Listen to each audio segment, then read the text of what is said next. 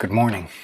In the previous text, we looked at things that faith and the life of pursuing the Lord in faith calls us to repudiate, to dismiss, to get rid of, to put away things that would take our attention away from God. So we've got to repudiate the world. This next little section, verses 17 through 19 in Hebrews 11, reads this way.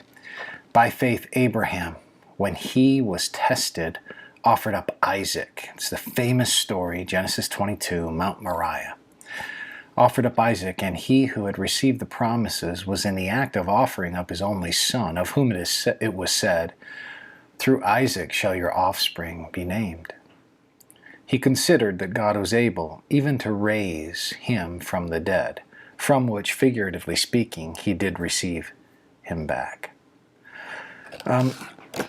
This text gives some insight into Abraham's mindset going back into Genesis 22.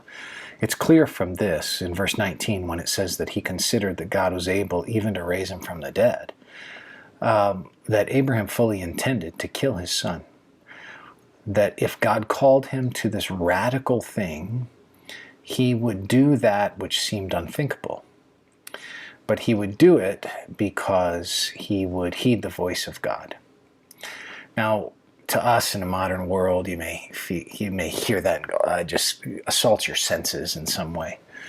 The point wasn't that God was going to have Abraham act out a human sacrifice. The point was that God had promised a seed through Isaac to Abraham. And yet, Abraham didn't hold, first, the promise from God, secondly, his son Isaac himself, as either of those as sort of idols in place of God.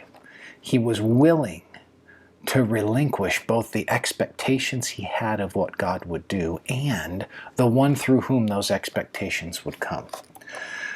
The big moral of this story, if we can say it that way, the big lesson of faith, is that by faith Abraham did this, and by faith, by the means of faith, I'm going to use another R word. We used repudiate before, but here we want to see that by faith Abraham relinquished things that he could have held very tightly to, but he held them loosely.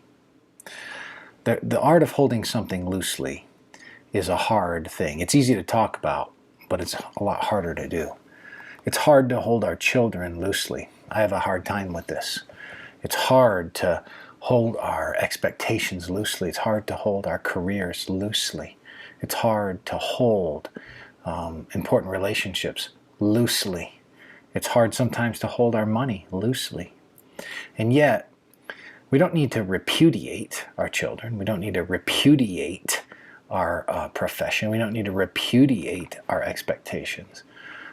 But we do. That is, we don't have to kick them to the side and not engage them. But what we do have to do is we have to relinquish them. We have to say, Lord, we're going to hold open-handed to you these things that are precious to us. But they're not more precious than your will. And so we will hold that open. And we want you to be glorified. And so by faith, we will hold things loosely. I want to encourage you to think about what it means to hold things loosely. Not to hold them so tight that when somebody rips them away, that's stronger than you, it hurts your hand. But to hold them loosely. So that God doesn't rip something away. Instead, you hold it with the proper tension where you recognize that the most precious thing in all the world is God. And the most precious or out of this world in that sense is God. But that which matters most is you aligning your will with the Lord's. And so you, by faith, will relinquish. And you will, not that you won't care, but that you will hold things loosely and you'll be okay with releasing those precious things to God. May God grant us the strength to do that.